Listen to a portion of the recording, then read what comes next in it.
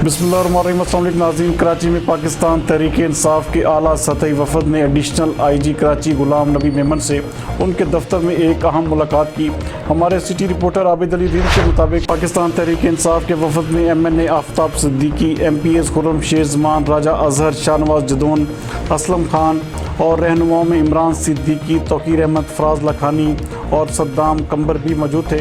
इस मौका पर अहम सिक्योरिटी इशूज़ और कोरोना वायरस और लॉकडाउन के हवाले से अहम डिस्कशंस भी की गई।